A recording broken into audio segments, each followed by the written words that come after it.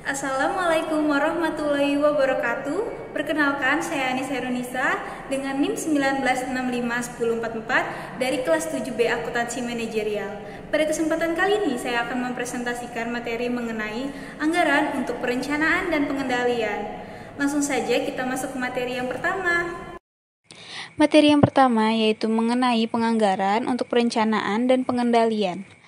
Perencanaan dan pengendalian merupakan dua hal yang tak terpisahkan, yang mana perencanaan ini akan melihat ke masa depan, sedangkan pengendalian akan melihat ke belakang. Perencanaan akan menentukan tindakan-tindakan apa yang harus dilakukan untuk merealisasikan sebuah tujuan, sedangkan pengendalian akan menilai apa yang telah dihasilkan dan membandingkannya dengan rencana yang telah disusun. Perbandingan ini kemudian dapat digunakan untuk menyesuaikan anggaran sesuai dengan tujuan masa depan yang diinginkan pada perencanaan. Jadi, perencanaan adalah pandangan ke depan untuk melihat tindakan apa yang seharusnya dilakukan agar dapat mewujudkan tujuan-tujuan tertentu. Sedangkan penganggaran adalah penciptaan suatu rencana kegiatan yang dinyatakan dalam ukuran keuangan. Penganggaran memainkan peran penting di dalam perencanaan, pengendalian, dan pembuatan keputusan. Anggaran ini juga meningkatkan koordinasi serta komunikasi. Berikut ini merupakan siklus dari perencanaan, pengendalian, dan anggaran yang telah dijelaskan sebelumnya. Berikut ini ada 4 kelebihan yang didapat dari anggaran.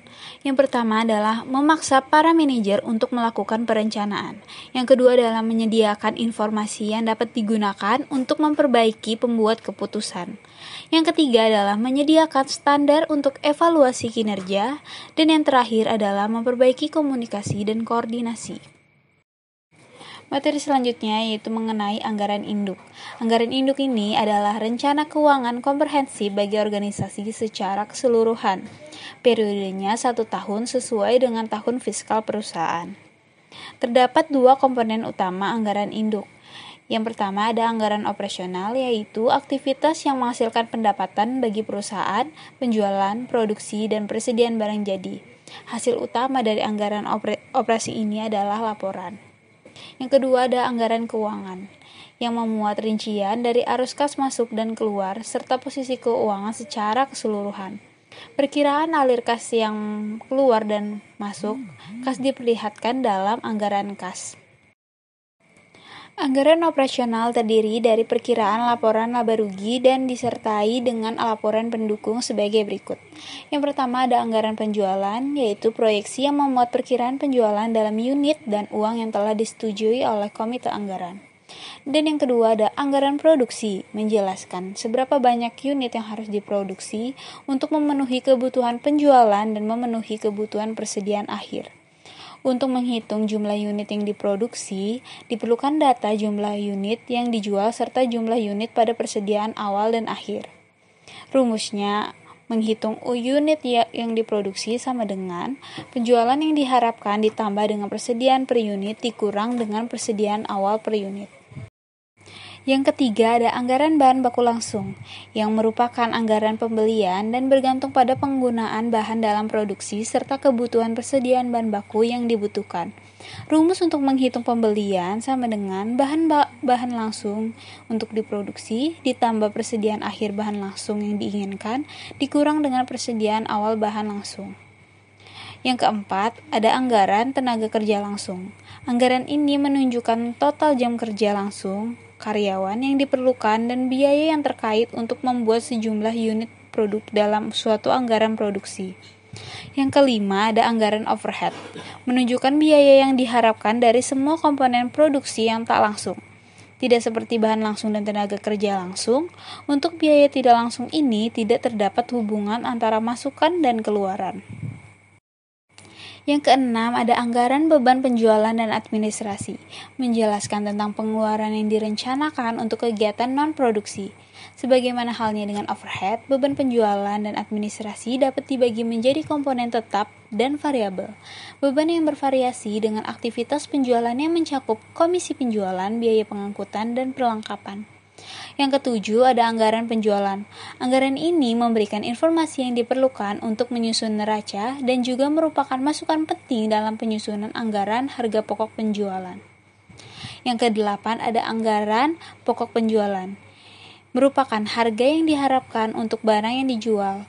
Laporan ini terakhir sebelum membuat laporan laba rugi. Dalam pembuatan anggaran keuangan, ada anggaran lainnya yang terdapat dalam anggaran induk adalah anggaran keuangan yang tersusun sebagaimana biasanya. Yang pertama ada anggaran kas, yang kedua ada neraca, dan yang terakhir ada anggaran pengeluaran modal. Anggaran dapat dijadikan sebagai evaluasi kinerja, karena anggaran ini merupakan alat pengendalian suatu pengusaha atau perusahaan yang akan bermanfaat untuk keperluan suatu perusahaan. Bila diperhatikan, ada dua hal penting, yaitu menentukan bagaimana jumlah yang dianggarkan serta membandingkan dengan hasil yang aktual dan mempertimbangkan dampak pada anggaran itu terhadap manusia. Terdapat dua anggaran. Yang pertama ada anggaran statis dan anggaran fleksibel. Anggaran statis merupakan anggaran yang dibuat berdasarkan tingkat aktivitas yang sudah ditentukan. Karena anggaran statis tergantung pada tingkat aktivitas, maka anggaran ini tidak begitu berguna bila digunakan untuk menyusun laporan kinerja. Untuk membuat laporan kinerja yang lebih berguna, biaya aktual dan biaya yang diharapkan harus dibandingkan pada tingkat aktivitas yang sama. Yang kedua ada anggaran fleksibel. Anggaran ini adalah anggaran yang menjadikan perusahaan memiliki kemampuan untuk menghitung biaya yang diharapkan selama rentan aktivitas. Terdapat 3 kegunaan utama dari anggaran fleksibel ini. Yang pertama dapat digunakan untuk menyusun anggaran sebelum adanya tingkat aktivitas yang diharapkan. Yang kedua dapat digunakan untuk menghitung berapa biaya yang harus dikeluarkan pada tingkat aktivitas tertentu aktual. Dan yang terakhir adalah dapat membantu para manajer dalam menghadapi ketidakpastian dengan melihat hasil yang diharapkan pada berbagai tingkat aktivitas. Materi selanjutnya yaitu mengenai dimensi perilaku dari penganggaran. Anggaran seringkali digunakan untuk menilai suatu kinerja para manajer, baik bonus, kenaikan gaji, dan promosi ditentukan oleh kemampuan dalam mencapai atau melampaui tujuan yang telah ditentukan. Terdapat 2 perilaku. Yang pertama adalah perilaku positif. Terjadi bila tujuan dari setiap manajer sesuai dengan tujuan organisasi. Dan yang kedua ada perilaku disfungsional, yang mana individu yang memiliki konflik dasar dari tujuan organisasi.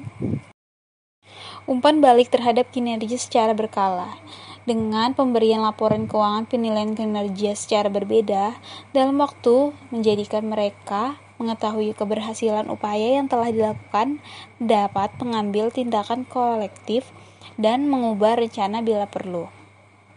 Insentif moneter dan non-moneter. Hal yang digunakan perusahaan untuk mempengaruhi para manajer agar menyerahkan kemampuan terbaiknya dalam mencapai tujuan organisasi. Insentif ini dapat bersifat negatif maupun positif. Insentif negatif menggunakan ancaman hukum untuk memotivasi, sedangkan insentif positif menggunakan hadiah. Materi selanjutnya mengenai penganggaran partisipatif, yaitu memberikan kesempatan bagi para manajer untuk menyusun suatu anggaran. Dalam hal ini, penekanan dilakukan pada pemenuhan tujuan secara umum, bukan pada setiap anggota. Penganggaran partisipatif memiliki 3 masalah. Yang pertama adalah penetapan standar yang dapat terlalu tinggi atau terlalu rendah. Yang kedua adalah memasukkan slack dalam anggaran atau mengamankan anggaran. Dan yang terakhir yaitu partisipasi semu. Dan materi yang terakhir yaitu mengenai jenis-jenis anggaran lainnya. Yang pertama ada anggaran untuk perusahaan jasa dan dagang. Pada perusahaan jasa yang mencari laba, anggaran penjualan juga merupakan anggaran produksi. Anggaran penjualan mengidentifikasi setiap jasa serta kualitas yang akan dijual. Karena tidak mempunyai persediaan barang jadi, maka jasa diberikan merupakan jasa yang terjual. Yang kedua ada penganggaran dasar 0 atau zero based. Penganggaran ini merupakan sebuah pendekatan alternatif operasi yang sedang berlangsung dianalisis, dan kelangsungan kegiatan atau operasi dipertimbangkan atas dasar kebutuhan atau kegunaan bagi organisasi. Beban untuk membuktikan kegunaan pengeluaran uang diberikan kepada setiap manajer. Sekian presentasi dari saya, kurang lebihnya saya mohon maaf. Wassalamualaikum warahmatullahi wabarakatuh.